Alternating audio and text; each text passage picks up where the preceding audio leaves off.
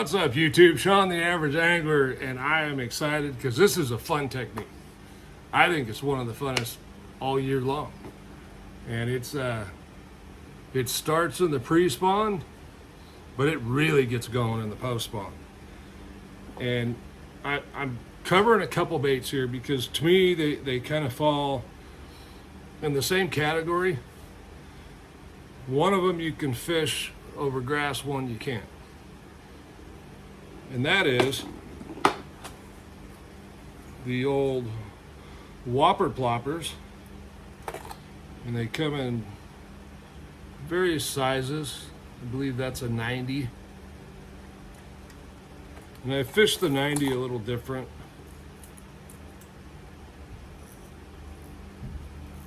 The 130, which is the standard size we're all used to. And I believe that's the color called monkey butt, which around here, for some reason, the fish really like monkey butt. Sounds weird to me, but anyway. So most of the time, when I'm fishing the full size, which is the 130, it's just a pretty much straight cast and retrieve. I got something in the tail here. I don't know what, but it's bugging me. So I'm trying to get it off, but there we go. All right. So these do come in different shapes, sizes. Here's another mid-size. That's probably like a 110. Yep, there's a 110. They come in tons of different colors. I think one thing you will notice from looking at a lot of them is the bottom is what the fish are going to see. They're white or mostly transparent, kind of. Then I have some that I custom colored. At one time you needed black. That's a bone that I painted black with a Sharpie. Worked great. I think the difference between the normal black one and the white black one is it's got the red tail back here, which I actually like. The other sleeper color doesn't tend to get as many bites. They just tend to be big bites. And then bone. And I think this one,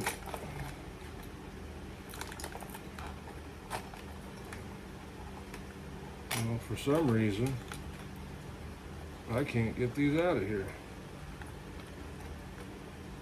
And the crazy part is I'm looking at it and can't see what's holding it on. Ah, now I see. There we go. Now there's a trout. All right.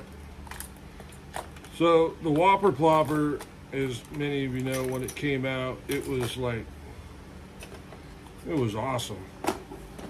The bites were so aggressive and you got a lot of bites.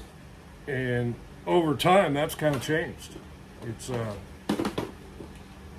they tuned into the bait. They got programmed to it. So then, if you don't know, Berkley came out with a Choppo.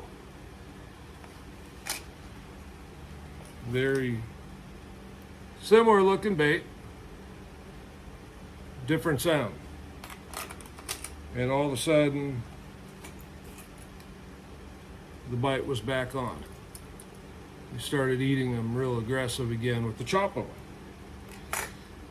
You'll notice these are a little different size. They're not, I believe these are like 110s, 105s. So instead of 110s, they do 105s. And then these smaller ones here are 90s also, but built different than the other 90s, okay? Again, sometimes sound, if your lake, river, body of water gets a lot of pressure from Choppos or Whopper Ploppers, then using the opposite can pay big dividends.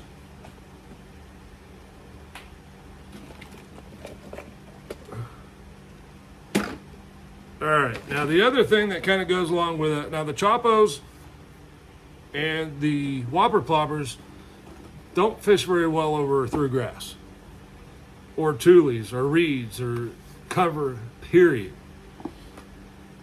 But that doesn't mean you can't fish a moving topwater bait, because we still have the buzzbait, right? And I love fishing a buzzbait. Both of these techniques can be fished pretty fast, and we're gonna go back to the 90 just for a second, because I didn't tell you, I fish the 90 a little different. I tend to do more of a rip or a pop, pause. Rip, pause.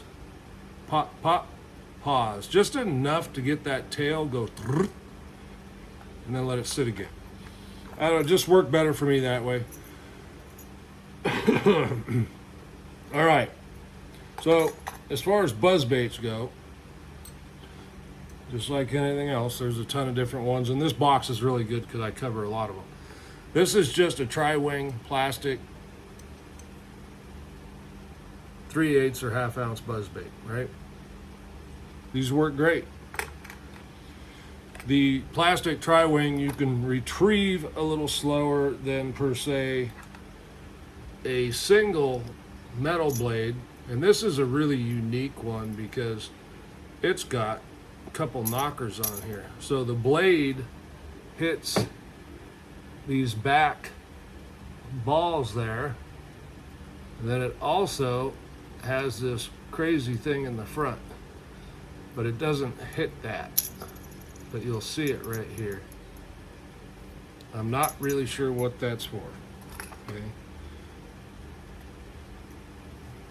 Here's another one that's similar, but it doesn't have that in the front. And you'll also notice it's much wider here. And maybe it's bent a little bit. There we go. But again, the blade hits the back, just creates more noise, okay?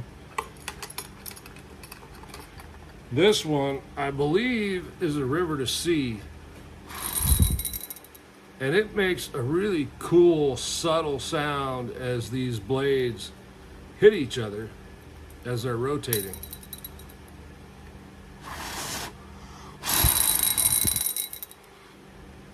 This one at times is one of my favorites.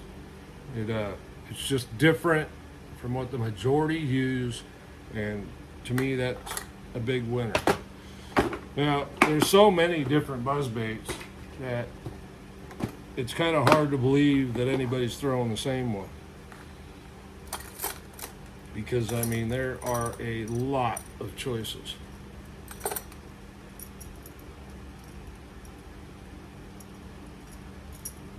There's a revenge and a bluegill pattern. Holes in the blades cause bubbles on the water surface.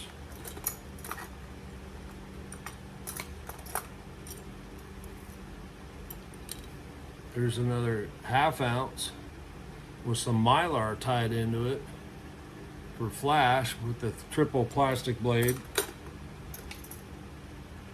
There's another type of double blade, different than the other one. This is a different brand. I believe a friend made this.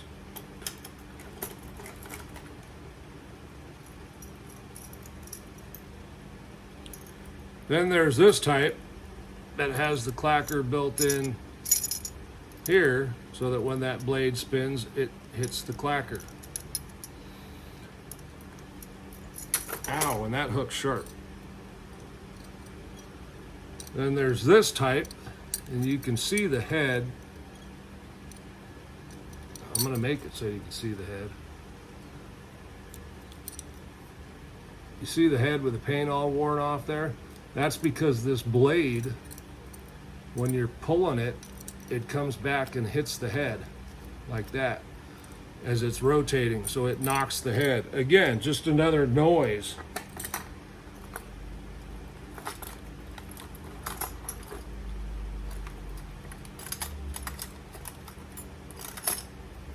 You got shiners.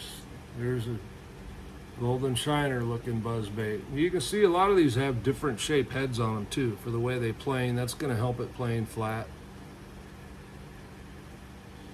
Got eyes on there.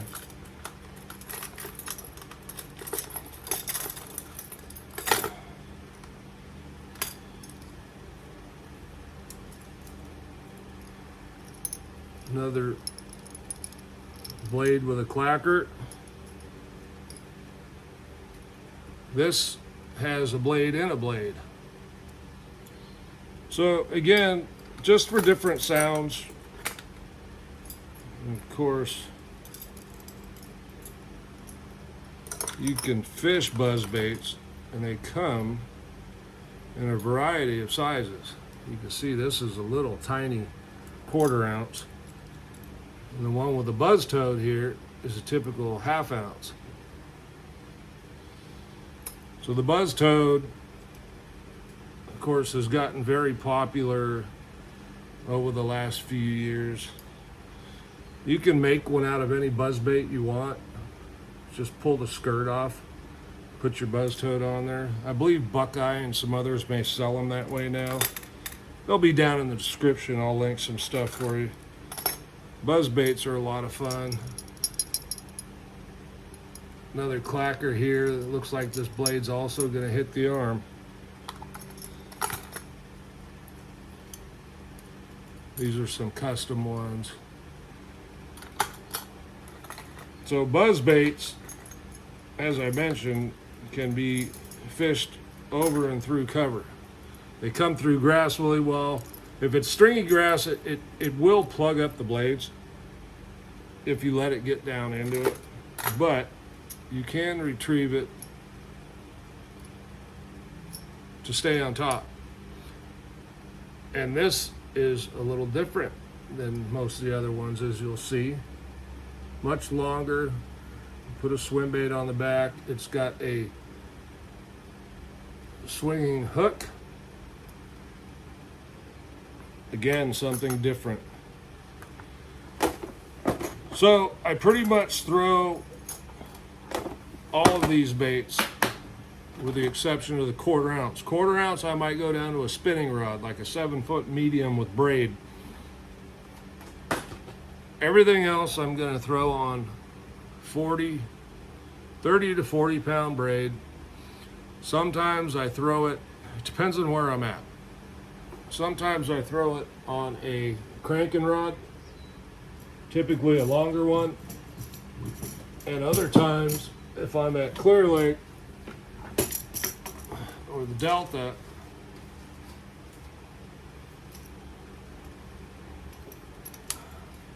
and throwing something like the Double Buzz here, where these make a lot of commotion. This one is on 65 pound braid. That's a 7'7" mag medium heavy extra fast flipping, punching, and A-rig rod. Okay. Sometimes you need some meat. Buzzbaits can be a lot of fun. Like I said, they are a kick in the pants. You can fish them from the bank, from a kayak, from a dock. You can fish them from a boat. You can fish buzzbaits anywhere. Typically, you want to fish them over shallower water or over the top of cover. Really simple. You don't have to do anything special. Cast it out there, chunk and wind. There are different retrieves I'll do sometimes where I'll just kind of pop, or you can reel a little faster just to put a little jolt in the bait like it's darting to get away. Sometimes that'll trigger a strike. But most of the time, all you need to do is chunk and wind. Sean, the Average Angler, thanks for watching. Cheers to y'all. Y'all have a good one. We'll talk to you later.